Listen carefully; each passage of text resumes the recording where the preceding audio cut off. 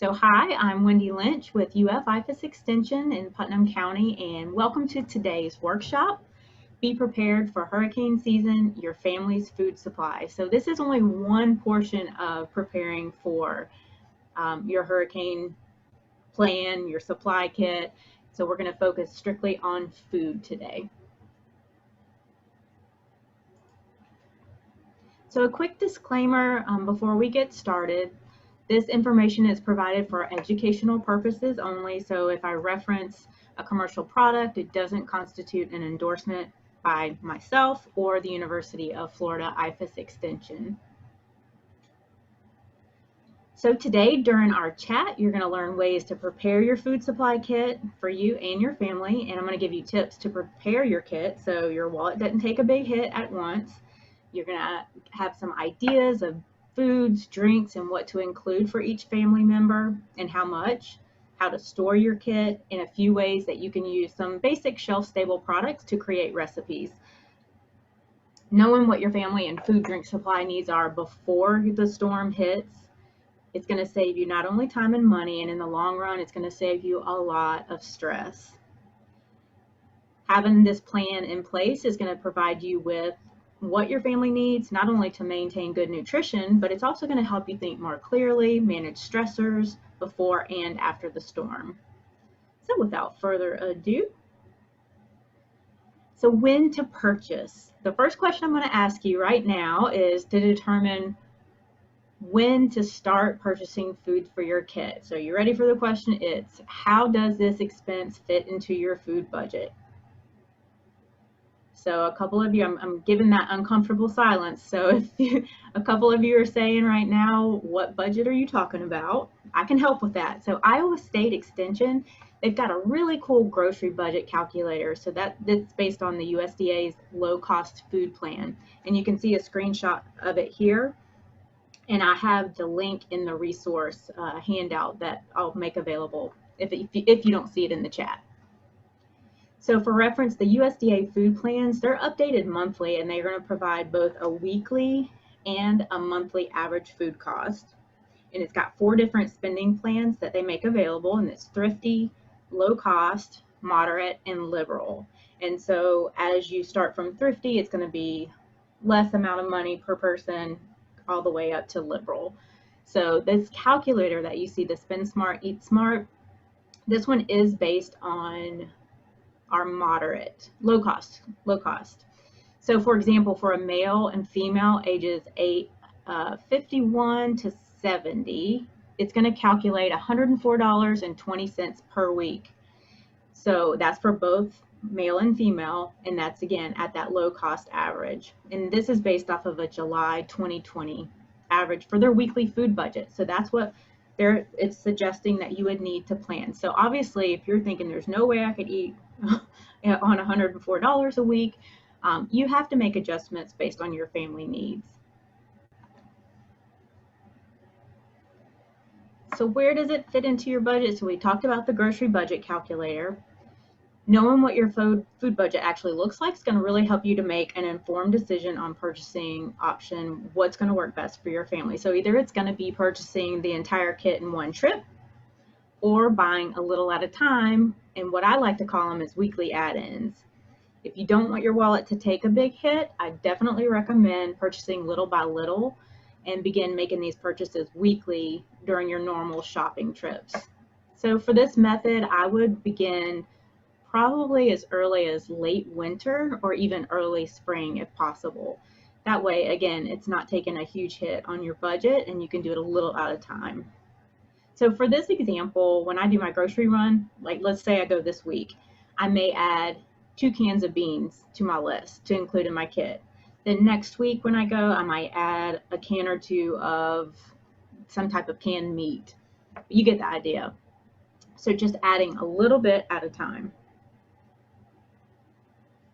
So before we begin to purchase our items, we need to have a plan. What meals do we plan to eat? So during the disaster, the last thing you want to have to think about is what you're going to eat, how much, how you might get the food if you needed it.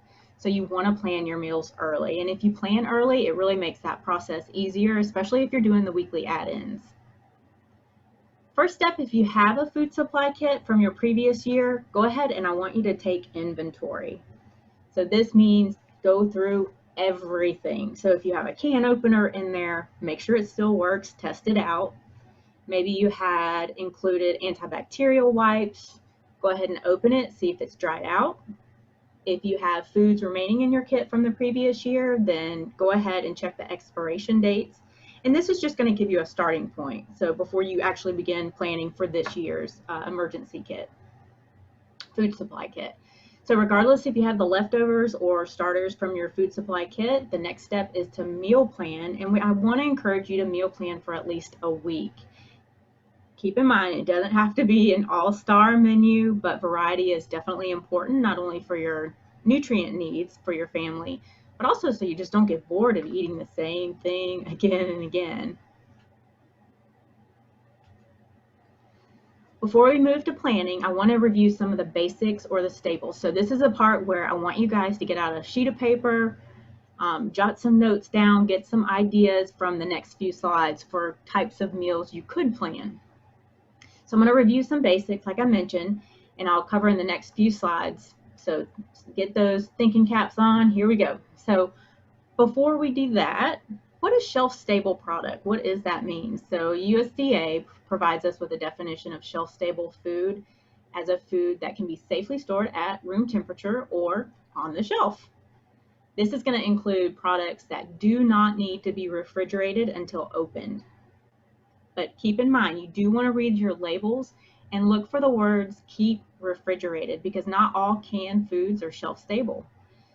So for example, there is some canned ham, also canned seafood that you may find that has to be refrigerated whether it's been opened or not.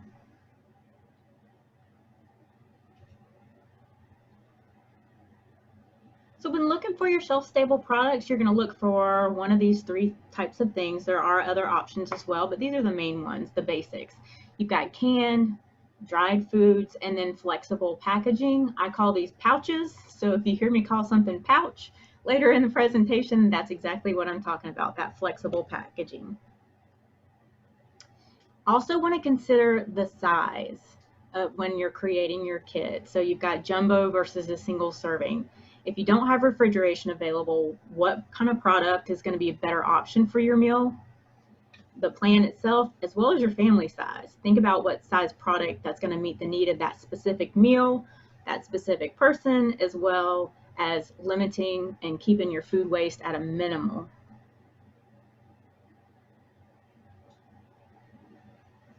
All right, so here's some breakfast basics. We're going to keep it simple.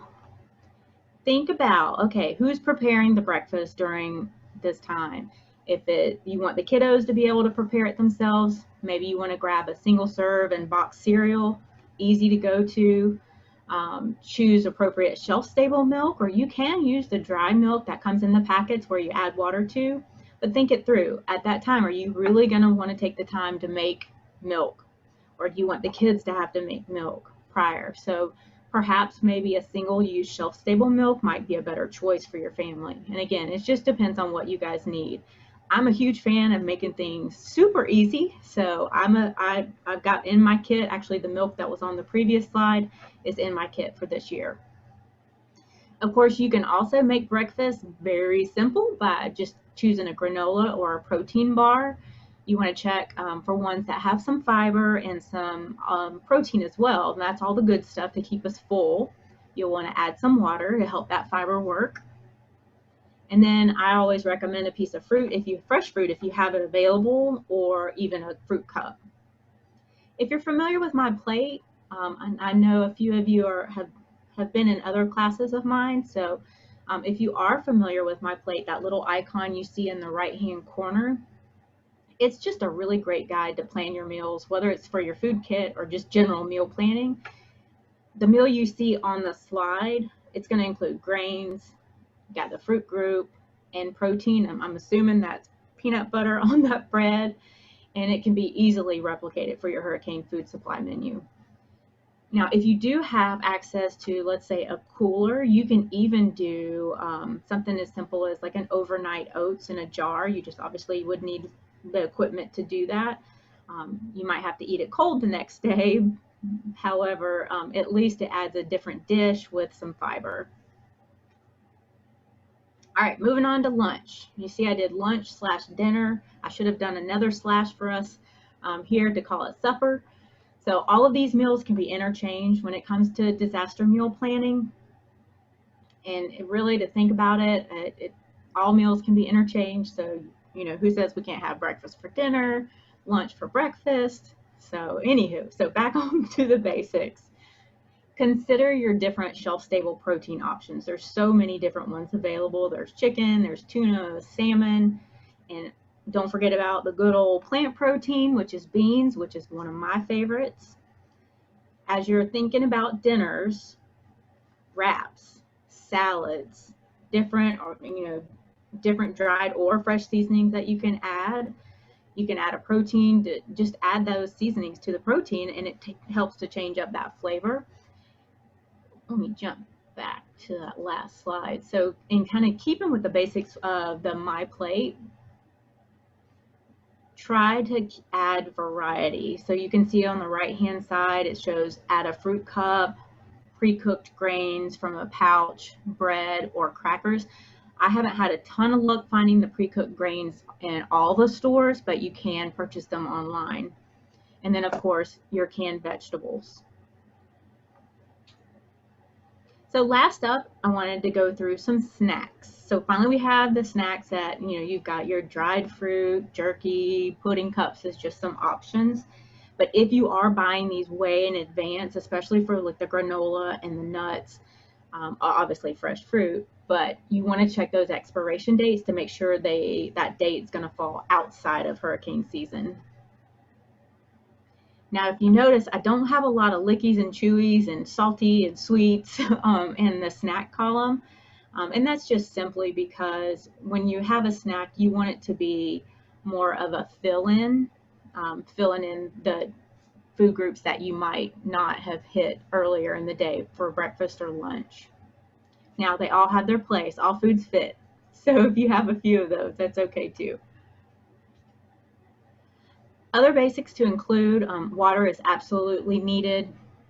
You want to include 1 gallon of water per person per day. This is specifically for drinking only. For sanitation and other uses, you may want to consider adding another gallon. And don't forget about your pets. If you look at that website, ready.gov, and it's also going to be in your resource handout, but they've got a great little list for what you might need for your pets as well. So if you aren't a big fan of drinking plain water, that's okay. There's so many options of single serve flavored. And if you guys have maybe a favorite, type it in the chat. A lot of folks are, you know, maybe not as willing to go out and buy one when they don't know if they're good or not. But yeah, those little single serve drink packets are a great option to add in, again, just to add some variety. Of course, you've got 100% fruit and vegetable juices that you can include. But if you are getting the veggie juices, make sure that even with canned products too, try to choose the low sodium when possible. I remember the one of the last hurricanes that hit my area. I'm a big fan of coffee. I like my coffee in the morning, so I made sure I had some form of heating source to heat up some water. So I did have instant coffee available that can be found in my kit again this year. It can also be used for tea, maybe in the cooler months, even some hot cocoa, just something to present a little normalcy, especially if you're used to having those beverages in the morning. So for sauces and dressings, it's important, you want to add a little pizzazz to your meals just to keep it a little more exciting. Add your favorite single serve packets to your kit. Also check the label on those, make sure that refrigeration is not required. But those are just to add a little sass. Other handy items to include in your kit. Of course, I already mentioned about the can opener. If you do plan to wash dishes, so if obviously you're going to need dish soap, but don't forget to add in additional water for that purpose. And if you need a dishcloth or what your plan is to use. Hand sanitizer and wipes. They do actually have an expiration date as well, so check those out. Plastic storage bags, those just come in handy. I use them for pretty much everything, but they're really good to have in this food supply kit, whether you can use it for leftover crackers or non-perishable items that don't need to be refrigerated. Just a great way to seal it up. Also, mixing bowls, and I know you're thinking to yourself, that doesn't sound like something that should go in my kit, but when we get to the meal ideas, you'll understand why. So I would go for something that's light, like a little plastic mixing bowl, something that's disposable if you prefer not to have to wash it, which is fine. They're really great. You can mix different food items, add some spices, and of course you want to also add in your paper goods and any type of serving utensil that you might need for your meals and your drinks.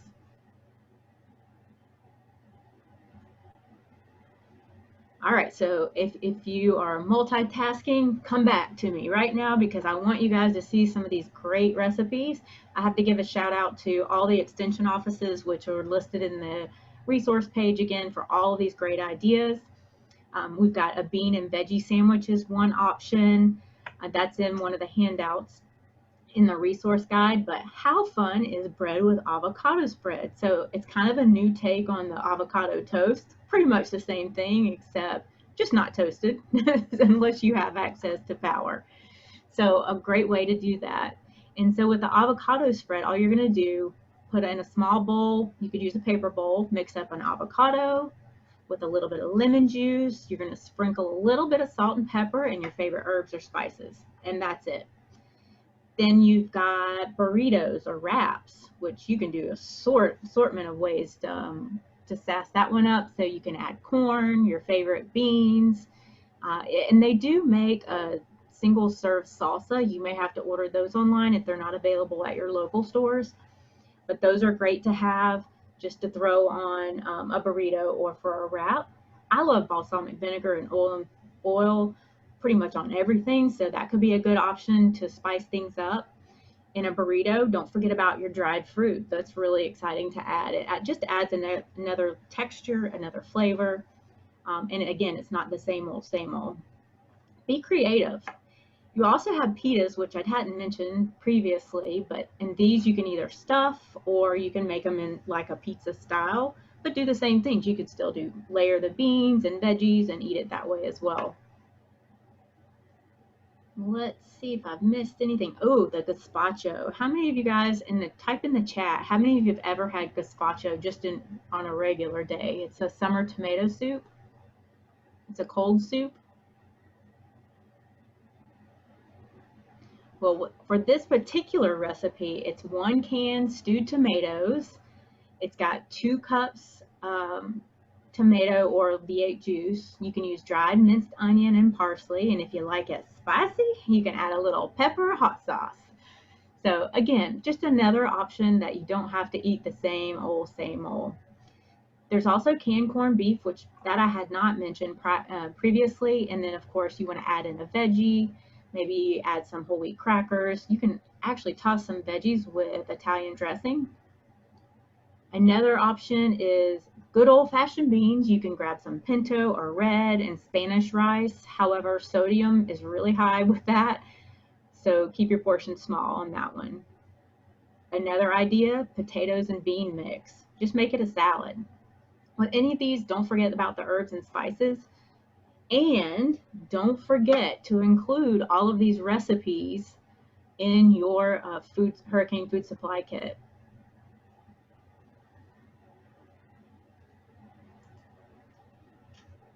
All right, so now that we have an idea of possible shelf-stable basics and recipe ideas, how much should you include? So how much does each family member need? So in this example that you see on the screen, this is going to show you the amounts of food needed by food groups for ages 2 and older. And this range is based on a calorie needs falling between 1,000 calories and 2,400 calories. Obviously, those lower calorie amounts are going to be for youth, and that a little bit higher end are going to be for our adults. What I like about this example is it's just really going to give you a quick glance at potential amounts for each person. So, and this is per day. So if you'd like to find out what your specific needs are, that website on the bottom, it's also in your resource page. You can get a personalized plan from choosemyplate.gov. And I will also be putting that on my YouTube channel just to take you step by step through that if you're interested. So the Putnam EOC, Emergency Operations Center, is now recommending to prepare 5 to 7 days. So you may have seen 3 days in the past, but right now, given circumstances, we are encouraging you to prepare 5 to 7 days. Might as well go ahead and plan for the week. Hopefully you are able to download those 2 resources that should have gone out to you. There were 2 links in the registration link or the confirmation. Hopefully you received those, and if you didn't, just let me know.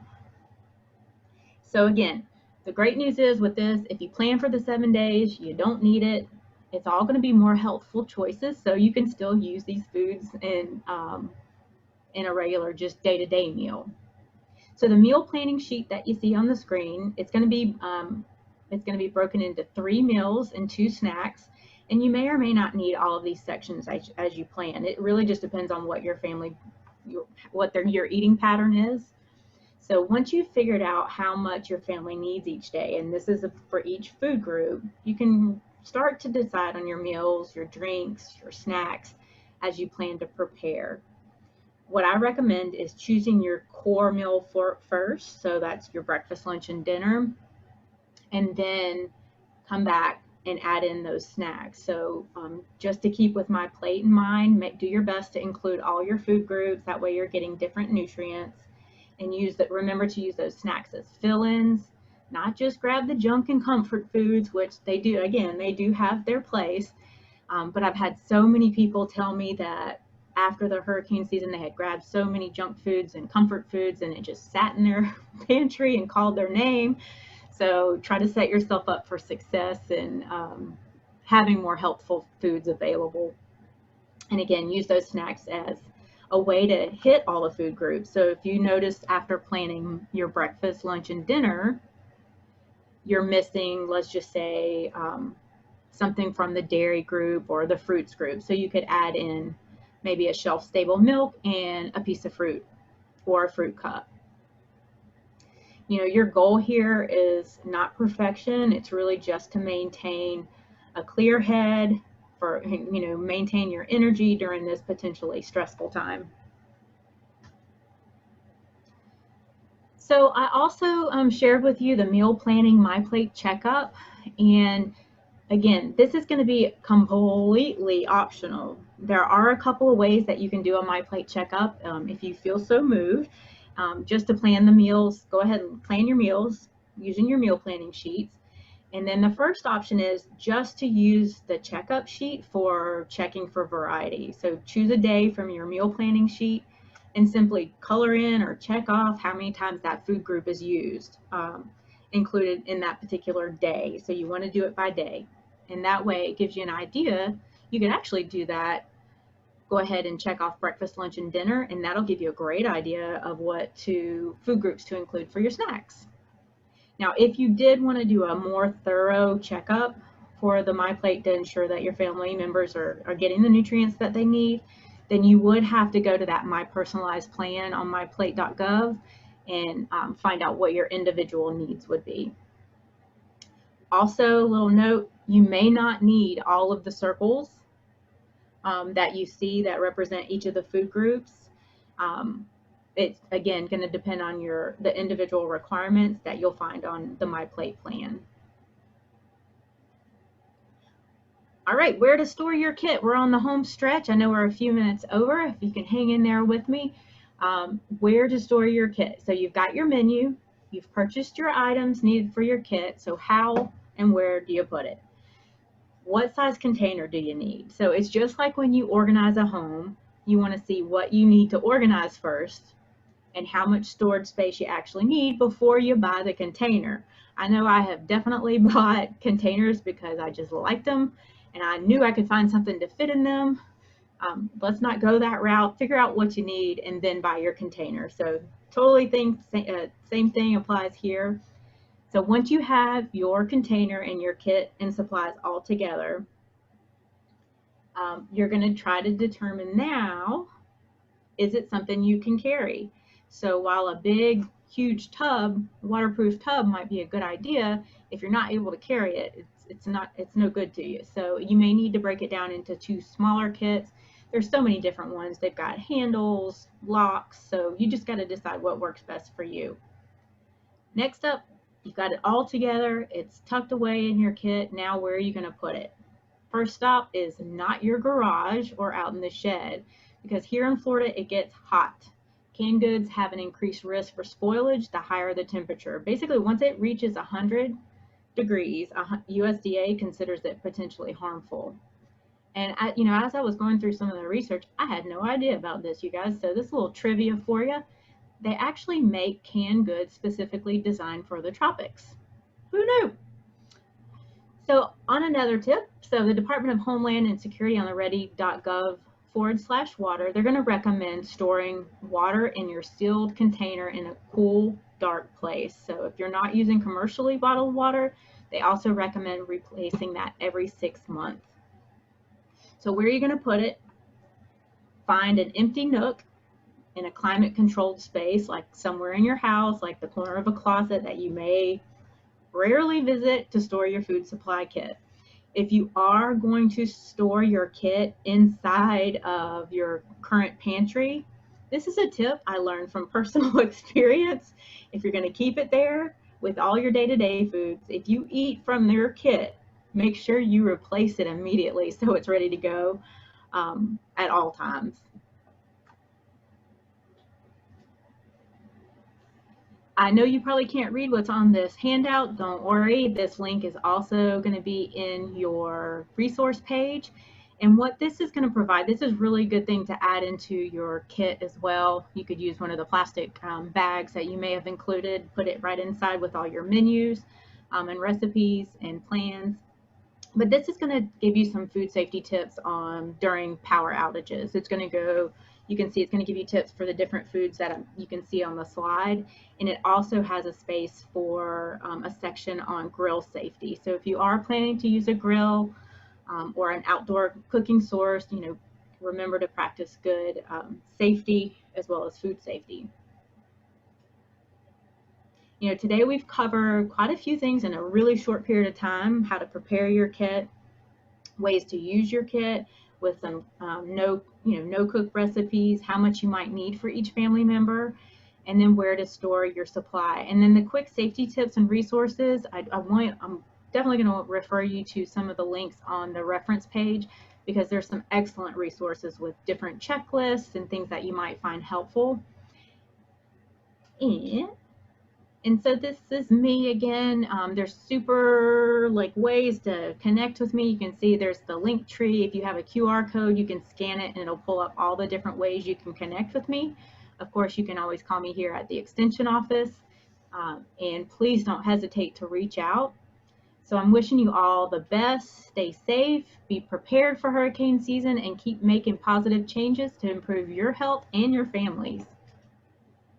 And here's that resource page. Before I close out, I do want to highlight that last link. It's actually written out on your resource page, but this one is specific for putting your emergency preparedness plan when you're living with diabetes. We do have a higher rate here in Putnam County, so I wanted to point that one out as well, because it's going to give you some extra tips. I do believe it covers some on medication as well, which is another portion of preparing your kit. So again, I hope today's presentation was helpful to you for planning and preparing a healthier hurricane food supply kit, and that you have at least a start to your meal plan underway.